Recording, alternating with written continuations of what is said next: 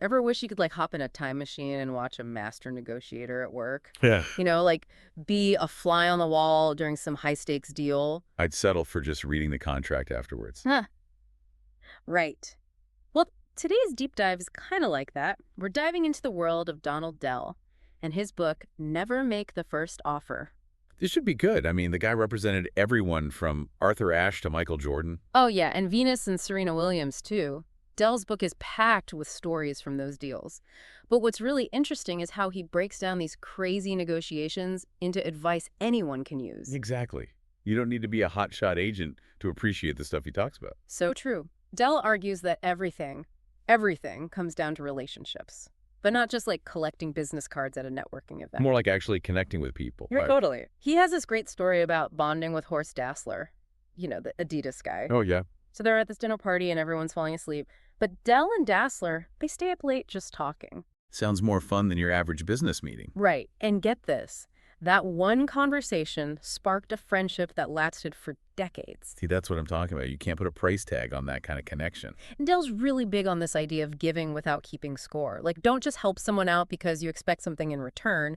Do it because it's the right thing to do. It's like what goes around comes around. Exactly. He actually tells this crazy story about how he helped out a French tennis official like decades ago. Fast forward years later, and that same guy ends up connecting Dell with two future NBA stars. No way. Talk about a long-term investment. Right. And that segues perfectly into Dell's next big point, preparation. You can't just wing it no matter how good you think you are. Yeah, you've got to know your stuff. Tell me about it. Early in his career, Dell thought his experience negotiating, like other deals, would translate to NBA contracts, but he quickly realized, nope. This is a whole different ballgame. Like showing up to a bake-off with a box of pancake mix? Seriously. He was totally caught off guard by all the complexities of those contracts. Deferred salaries, bonuses, clauses, you name it. It's like there's a secret language you need to learn. It's true. Dell tells this crazy story about when Moses Malone entered the NBA draft. You're never going to believe this. He went straight out of high school. Whoa. Straight out of high school. That's unheard of. I know, right? And the Utah Stars, they offered him this contract, but it was awful. Like, they wanted to lock this kid into a 16-year commitment. Oh, man. Talk about taking advantage of someone. Dell saw right through it. He knew they were trying to exploit Malone's lack of experience. That's where that deep knowledge comes in. Yeah. You got to be able to spot those red flags, especially when you're dealing with someone so young. And that leads to another important lesson from Dell. Never pretend to know something you don't. Honesty is the best policy, right? Even in negotiations. Big time. Dell learned that the hard way during a baseball arbitration case. He thought he could just wing it, but his opponent was this lawyer, like a total shark, who specialized in these types of cases. Oh, no. I know. Dell tried to bluff his way through it not once, but twice. Oof. How'd that go over? About as well as you'd expect. He lost both times. Dell looks back on it now and admits it was a humbling experience. But hey, sometimes you gotta learn the hard way, right? Totally. Better to fess up and learn than to fake it and crash and burn. So we've got building genuine relationships, not keeping score, being prepared, knowing what you don't know. What else does Dell have up his sleeve? Well, this is where it gets really interesting. Dell says that understanding the people across the table is just as important as understanding the deal itself. Oh, okay. Like reading the room and stuff? Exactly. It's about going beyond what's on someone's resume, beyond their carefully crafted image. It's about figuring out what makes them tick. Okay, I like that. So, like, what are their motivations? What are their values? What are their, crooks? Exactly. Dell uses the example of Richard Williams, Venus, and Serena's dad. Oh, wow. Richard Williams. I bet he's got stories. Oh, you have no idea. He's known for being, well, let's just say he's got a unique approach. To put it mildly. Exactly. But Dell says that understanding those quirks, knowing how to approach someone like Richard Williams, was key to getting that incredible deal with the Williams sisters. That's so interesting. It's like everyone's got a different operating system, and you've got to figure out how to work with that. It's true. And it's not always easy. Dell shares a cautionary tale about this venture capitalist, Tom Hicks. On paper, the guy seemed amazing. Successful, charming, you name it. But then Dell learned the hard way that looks can be deceiving. Uh-oh. What happened? Hicks basically screwed him over on a huge TV deal. Just flat out refused to pay. No way. That's brutal. He was a harsh reminder that not everyone plays by the rules. Sometimes the best deals are the ones you walk away from, even if it means leaving money on the table. And that brings us to another one of Dell's big things, leverage. Ooh, everyone wants to know about leverage. What's the secret? Well, if there were a secret, we'd both be retired by now, right? Ah, But seriously, Dell says leverage isn't about being a bully or holding all the cards. It's about being strategic, clever even. He tells this story about one of his colleagues. This guy's a natural. Used to walk around with a list of athletes. a list, like a grocery list. What are we talking about? Think more like a who's who of tennis stars. This guy would flash this list around to potential clients and be like, yeah, all these guys, yeah, these are the guys Dell is going to personally represent. So, if you sign with us now. Ooh, I see where you're going with this. Create that fear of missing out, right? Exactly. Pure genius. Hmm. The funny thing is, Dell probably hadn't even met half the guys on that list. No way. That's hilarious. Right.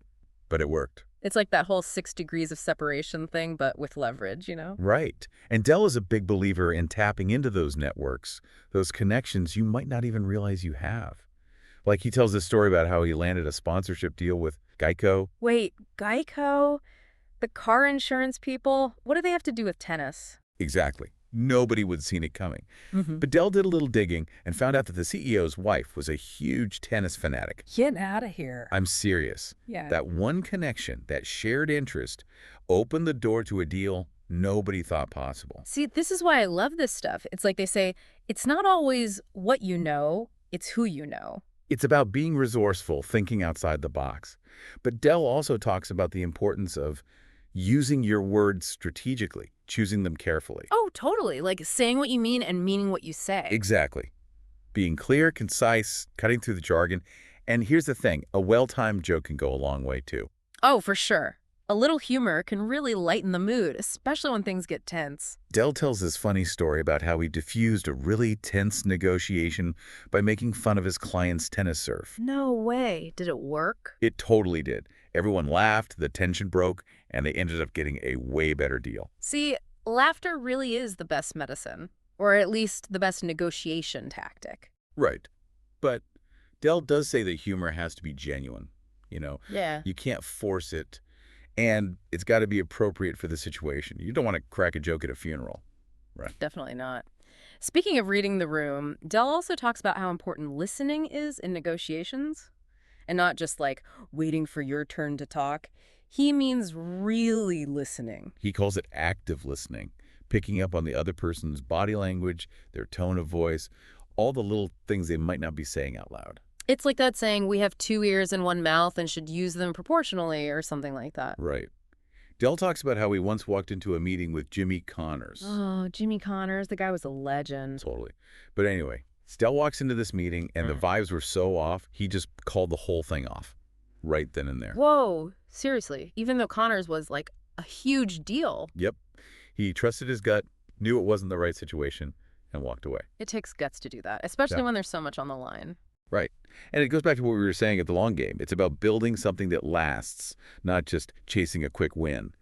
And sometimes that means being willing to walk away, even from a deal that looks good on paper. Didn't he do something similar with the French Open? He sure did. He was negotiating a TV deal with CBS, but something felt off. So he did it again, walked away. Wow. Did they even offer him more money? I mean, what happened? They did. They came back with a much better offer. Turns out, walking away showed them he was serious, that he wasn't afraid to lose the deal. It's like the old reverse psychology trick. Exactly. And it proves that sometimes no is the most powerful word you can use in a negotiation. I like it. So walk away, get a better deal. Easy peasy. Well, not always that simple. Dell says it only works if you're actually prepared to walk away, and it helps to have a backup plan. Always got to have a plan B, right? Exactly. Dell's big on having options, exploring every angle. He even used this tactic to get a better deal with Kellogg's. He kept turning them down, saying no to their initial offer. I bet they loved that. Turning down Kellogg's, were they annoyed? Probably a little. But Dell knew what he was doing. By saying no, he actually made the deal seem more valuable, more desirable. The old playing hard to get routine. I see what he did there. Right. And it worked. Kellogg's eventually caved and came back with a way better offer. That's incredible. He flipped the script on them. Dell's like a negotiation ninja. He's pretty good, right? But it all comes down to this: know your worth. Be confident in what you bring to the table. Right, and don't just take the first offer, even if it's for $1 million and a lifetime supply of cereal. Well, maybe think twice about that one. But you get the idea. So it's like they say, you gotta know when to hold 'em, know when to fold 'em. Exactly. Yeah. And Dell's a master at reading those situations, knowing when to push and when to walk away. But there's another layer to his approach that I think is really important, and that's his emphasis on balance. Balance. Like, work-life balance. Well, that's always a good thing. But I'm talking about finding that sweet spot in negotiations, between driving a hard bargain and being fair. Okay, so it's not just about winning at all costs. Exactly. Dell believes that a truly successful deal is one where both sides feel like they've won something. It's about finding solutions that work for everyone, not just trying to crush the competition. That makes sense. I mean, nobody wants to feel like they got taken advantage of. Right. And Dell's seen firsthand how deals that are too one-sided can backfire. He talks about how the ATP, the Association of Tennis Professionals, almost wrecked the whole sport by pushing through a deal that heavily favored the players. Oh, wow. Really? What happened? Well, it created this huge rift between the players and the tournaments, and the whole thing almost collapsed. Yikes. Talk about a cautionary tale. It is. It just goes to show that short-term thinking can have long-term consequences. So true. And Dell is all about that long game, building those relationships, finding that common ground. Exactly. And sometimes that means sticking to your guns, even when it's tough. Okay, I like that. So stand your ground, but do it fairly. Right. Dell tells this story about how a congressman once tried to pressure him into a deal. Ooh, a congressman. Sounds intense. It was. But Dell felt like something wasn't right, so he walked away. Wow, seriously. Even though it was a congressman, he must have been tempted to just go along with it. He was, for sure. But Dell says it was a good reminder that your integrity, your reputation, those things are worth more than any deal. I love that. It's about having principles and sticking to them, even when it's hard. Absolutely. And that integrity shines through in everything Dell does. He's always looking for that win-win, that way to make everyone happy. Like, he tells this story about Andy Roddick and Reebok. They were working on a big endorsement deal, but Dell could sense that Reebok wasn't fully committed. Oh, no. So what did he do? He trusted his gut. He walked away. No way, even though it could have been huge for Roddick. He did. And you know what? He ended up getting Roddick an even better deal with Lacoste. It just shows that sometimes you have to be willing to say no to get to a better yes. Oh, man, I love that. It's like what we were saying before about leverage. Sometimes walking away is the most powerful thing you can do. Exactly. And it all comes back to that balance Dell talks about. Being assertive but fair, knowing your worth, but also understanding the other side's perspective. It's like finding that perfect harmony, that win-win for everyone. He tells this great story about how he secured the naming rights for the Staples Center, not by playing hardball, but by really focusing on the value proposition for Staples. Exactly. He didn't just want to make a deal, he wanted to create a partnership. And that's a recurring theme in Dell's book, building relationships that last. It's like he always says, a deal's not just a handshake, it's a commitment. And it all starts with listening, truly hearing what the other person has to say. Dell tells this hilarious story about having to get creative to close the deal for Jimmy Connors. Remember how we were talking about Connors earlier? Oh yeah, definitely a unique personality. To say the least. Well, this deal involved a last-minute intervention from the New York Jets team doctor, a secret meeting in a bathroom. Wait, what? A bathroom? You heard that right. And get this, a giant policeman guarding the door. This sounds crazy. I can't believe this actually happened. It did. Dell's got stories for days, but that's what makes him so good at what he does. He's always thinking on his feet, always finding those unconventional solutions. So we've covered a lot of ground here today. If you had to boil down Donald Dell's never make the first offer to one key takeaway, what would it be? To me, it's this. Negotiation is a skill. And like any skill, it can be learned and mastered. Dell's book is like a masterclass in those skills. It's true. It's packed with real-world examples and practical advice that anyone can use, whether you're negotiating a raise, buying a car, or even just figuring out who's doing the dishes tonight. It's about knowing your worth, being prepared to walk away, but also staying true to yourself and building those lasting relationships. And on that note, we'll leave you with this. What deal will you negotiate next?